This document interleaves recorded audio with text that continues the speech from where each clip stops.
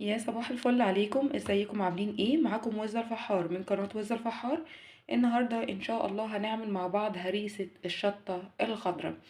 انا معايا كيلو فلفل من الحامي الرفيع ده، وعليه فلفل من اللي هو العادي ده بيبقى فيه منه حراق وفيه منه مش حراق.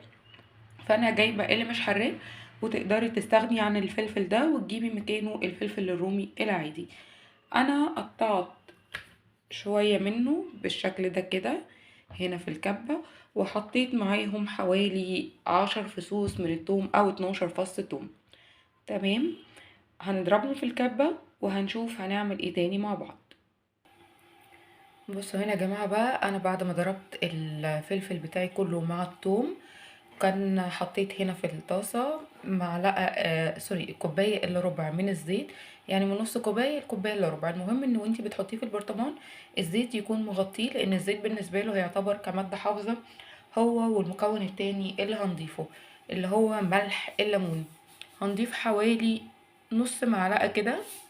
بدل ما نحط بسم الله الرحمن الرحيم، بدل ما نحط ليمون هنضيف الملح بتاع الليمون، هيدي نفس المزازة بتاعة الليمون.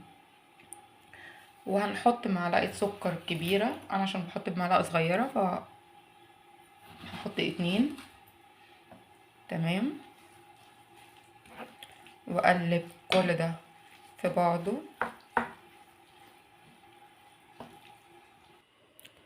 بص بقى يا ست الكل، انت مش هتشيلي مدة طويلة في التلاجة.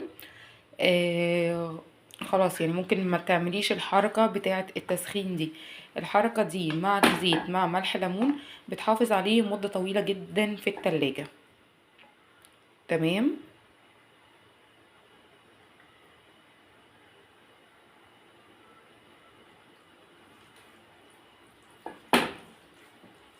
وهنفضل نقلب شوية يا دوبك تحسي ان هو ابتدى يشكشك كده مع بعض، هنطفي عليه. بص يا جماعة، ابتدت تشكشك اهي، هنزل عليها بحوالي معلقتين من الخل بالشكل ده، وهقلب الخل في بعضه.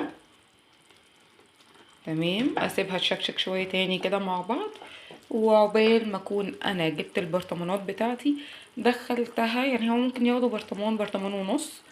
هدخلها الميكرويف لمدة 30 ثانية عشان تتعقم، وبعد كده اخرجهم تاني. بصوا يا جماعة اهو البرطمانات بتاعتنا بعد ما اتعملت.